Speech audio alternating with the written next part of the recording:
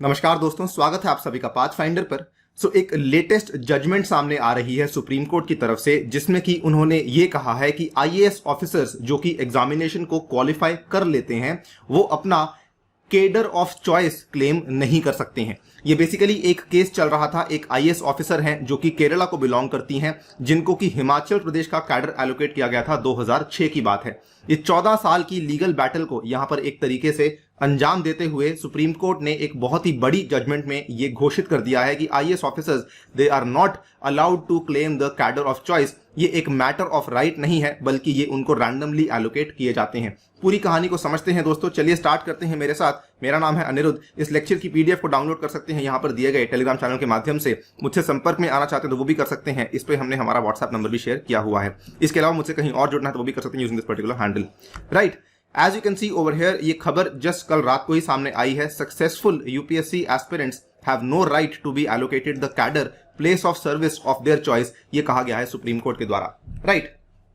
दोस्तों ये बातचीत जो है ये चल रही है बेसिकली एक आईएएस ऑफिसर जिनका नाम है ए शायनामोल। ये 2006 बैच में इनकी सिलेक्शन हुई थी और इवन दो ये मुस्लिम ओबीसी कैटेगरी को बिलोंग करती हैं और ये, लेकिन उसके बावजूद भी, क्योंकि आपको मालूम होगा मंडल केस में कहा गया था कि अगर आप मेरिट के बेसिस पे आपकी एंट्री हो सकती है तो आपको यहां पे अनरिजर्व्ड सीट में बेसिकली सीट दी जाएगी। तो क्योंकि ये इवन दो मुस्लिम ओबीसी कैटेगरी को बिलोंग करती थी, लेकिन इनका जो चयन था ये जनरल कैटेगरी के तहत हुआ था and she was allocated the Himachal Pradesh cadre.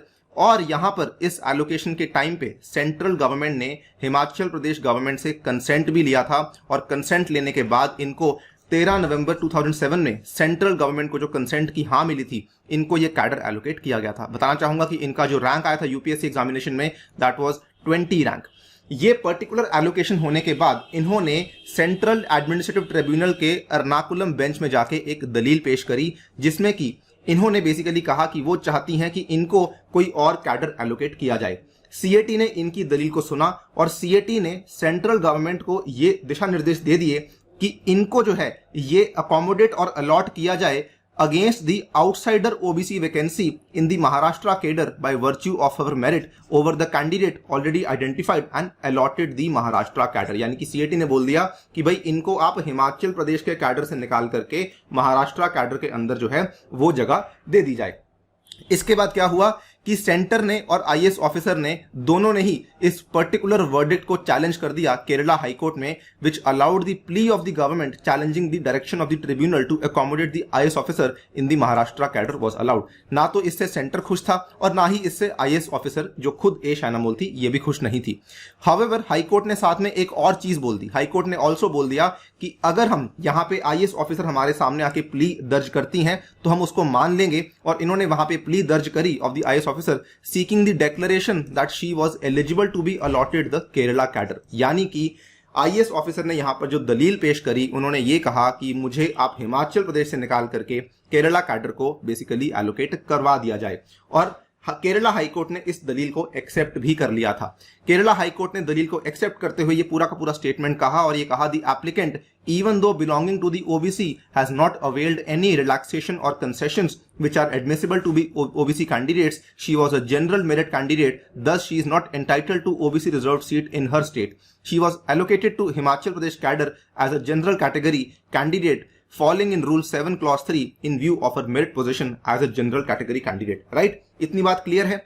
2017 में केरला हाई कोर्ट ने अपना जजमेंट पेश कर दिया और इन्होंने जजमेंट में सेंटर को यह निर्देश दिया कि आप ए शायनामोल को उनका होम कैडर एलोकेट करेंगे केरला, जो कि अभी तक जो बैटल चल रही थी उस बैटल को खत्म करते हुए। लेकिन अब इसी चीज में एक लेटेस्ट डेवलपमेंट सामने आती है। सुप्रीम कोर्ट ने एक ऑब्जर्वेशन करी। उन्होंने साफ साफ कहा, a successful civil services aspirant has no right to be allocated a cadre और a place of appointment of his choice as a candidate for the all India Services. He opts for serving anywhere in the country with eyes wide open. ये जो पूरी की पूरी घोषणा है supreme court के द्वारा कल ही के दिन करी गई है। इस जजमेंट के बारे में कुछ और इंपॉर्टेंट चीजें हैं वो डिस्कस करूंगा, यहां पे देख सकते हैं। नंबर 1 पॉइंट, सुप्रीम कोर्ट ने केरला हाई कोर्ट के दिए गए वर्डिक्ट को यहाँ पे सेट असाइड किया। उन्होंने कहा कि जो भी यहाँ पे केरला हाई कोर्ट का निर्देश दिया गया था सेंट्रल गवर्नमेंट को, उसको हम लोग नहीं मानने वाले हैं। A bench comprising of justices Hemant Gupta and V Ramasubramanian, they set aside the verdict of the Kerala high court asking the centre to grant Kerala cadre to the women IAS officer. दोस्तों इसमें ऑब्जर्वेशंस काफी ज्यादा अच्छी करी गई हैं, आप थोड़ा ध्यान से देखिएगा। The bench also held that if a candidate hailing from reserved, scheduled caste, scheduled tribes or other backward classes, the category does not take benefit of quota and gets selected in the general category, and then later on he or she cannot take recourse of reservation for getting cadre or place of appointment of choice। यानी कि पहले आपका चयन even though मान लीजिए आप किसी reserve category को बिलोंग करते थे, लेकिन मेरिट के आधार पर आपका चयन जनरल कैटेगरी में हो चुका है, तो उसके बाद आप केडर अलॉटमेंट के टाइम पर आप क्या कर सकते हैं कि आप अपना रिकोर्स ऑफ रिजर्वेशन नहीं ले सकते हैं। यानी कि आप कल को ये कहें कि मैं तो जी ओबीसी हूं या फिर मैं तो शेड्यूल कास्ट हूं, इसलिए मुझे वही वाला आप ऑप्शन दीजिए सो दैट मेरे को अपना चॉइस ऑफ कैडर मिल जाए। तो ये चीज सुप्रीम कोर्ट ने साफ साफ बोल दी है कि आप ऐसा नहीं कर सकते हैं।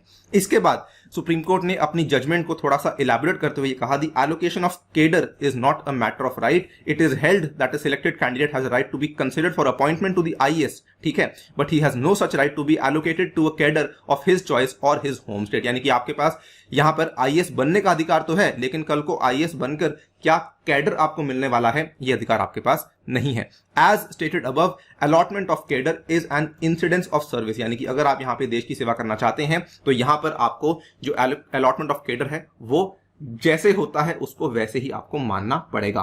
The applicant as a candidate for the all India service with eyes wide open has opted to serve anywhere in the country. ये भी चीज कही गई है जस्टिस गुप्ता के द्वारा। Once an applicant gets selected to service, the scramble for the home cadre starts. इन्होंने कहा कि एक बार सिलेक्शन हो जाती है, हर कोई चाहता है कि उनको होम कैडर मिले, लेकिन ऐसा ऑब्वियसली पॉसिबल नहीं है। सुप्रीम कोर्ट ने इसके बाद ये भी कहा कि जो ये पूरा का पूरा procedure for allocation of cadre है, it is a mechanical process and it admits no exception in terms of the rules. इन्होंने इनफैक्ट एक और अच्छी बात कही, the state has no discretion of allocation of a cadre at its whims and fancies. Therefore, the tribunal or the high court should have refrained from interfering with the allocation of cadre on the argument of the alleged violation of the allocation circular. इन्होंने कहा कि ना तो state के पास ना ही tribunal के पास इस तरह की कोई पावर है कि वो एलोकेशन ऑफ कैडर की अंदर दखलंदाजी कर सकते हैं। इन्होंने कहा कि इसीलिए इन दोनों के दोनों इंस्टीट्यूशंस को इसके अंदर दखलंदाजी नहीं देनी चाहिए थी। इनफैक्ट बेंच ने एक और बड़ा क्वेश्चन रेज किया। याद कीजिए, मैंने आपको वीडियो को शुरुआत में बताया था कि सेंट्रल गवर्नमेंट ने हिमाचल प्रदेश गवर्नमेंट से कंसेंट लिया था कि क्या हम आपको ये वाले आईएएस ऑफिसर को कैडर एलोकेट कर सकते हैं। बेंच ने एग्जामिन किया the question of whether consultation in respect of allocation of cadre is required to be done with the state from which the candidate belongs or with the state to which the candidate is being allocated. इस case में इन्होंने कहा the entire basis of the claim of the applicant is that there was no consultation with the state of Kerala. Supreme court ने कहा कि ये पूरा का पूरा केस इसलिए चल रहा था बिकॉज आईएएस ऑफिसर ने ये कहा कि आपने केरला स्टेट से तो पूछा ही नहीं। तो इन्होंने यहां पर साफ साफ बोल दिया है, the said argument is however completely untenable. The applicant was allocated to state of Himachal Pradesh and there was consent duly given by state of Himachal Pradesh for her allocation to that state. इन्होंने साथ में यह भी कहा, no consultation was even required to be carried out in respect of the applicant with the Kerala state. इन्होंने कहा कि कोई प्रकार की यहां पे कंसल्टेशन की रिक्वायरमेंट नहीं होती है। और आई थिंक ये चीज इसके साथ ठीक बैठती भी है, क्योंकि हम सभी जानते हैं कि ये जो पूरा का पूरा प्रोसेस होता है, it is a completely mechanical process और इसमें आप किसी प्रकार की एक्सेप्शन को एडमिट नहीं कर सकते हैं। दोस्तों, आप इस जजमेंट के बारे में क्या सोचते हैं? बिकॉज आप भी यहाँ पे आईएएस एग्जाम की तैयारी कर रहे हैं। How do you think these things should have been carried out? क्या यहाँ पे सुप्रीम कोर्ट सही है, क्या फिर या यहाँ पे सुप्रीम कोर्ट अपनी हदों के पार जाकर के एक सेंटर के काम में दखलंदाजी कर रही है? आप अपनी राय हमें कमेंट सेक्शन में दे सकते हैं। फिलहाल के लिए वीडियो में इतना ही। जाने से पहले आपको बताना चाहूंगा कि अनअकैडमी के टॉपर डेज एक बार फिर से वापस आ चुके हैं। 21 से 27 अक्टूबर में आपको कई सारे टॉपर्स आके पढ़ाने वाले हैं। और अगर आप लोग अपनी तैयारी को शुरू करना चाहते हैं अनअकैडमी के माध्यम से, तो ध्यान रखिए, अगर आप लोग मेरा कोड यूज करते हैं अनी यूपीएससी, तो आपको कई सारे बेनिफिट्स मिल सकते हैं। जो कॉम्बो ऑफर था एक्सटेंड कर दिया गया है 27 अक्टूबर तक। ये वाले आपके प्राइस हैं जो कि आपको यहाँ पे मिलने वाले हैं। इसके अलावा आपको ये वाले बेनिफिट मिलेंगे। You will be added to my personal WhatsApp group. आपको किताबें पहुंचाई जाएंगी और मेरी पर्सनल गाइडेंस आपको प्रोवाइड करवाई जाएगी। कई सारे नए बैचेस जो कि शुरू होने वाले हैं आने वाले 27 अक्टूबर से, एंड ऑल्सो मेरे द्वारा भी आपको ये बैचेस ऑफर करवाए जाएंगे। ऑल्सो आने वाले कॉम्बैट में डेफिनेटली हिस्सा लीजिएगा यूजिंग माय कोड अनी UPSC. Thank you for listening, stay tuned and stay safe.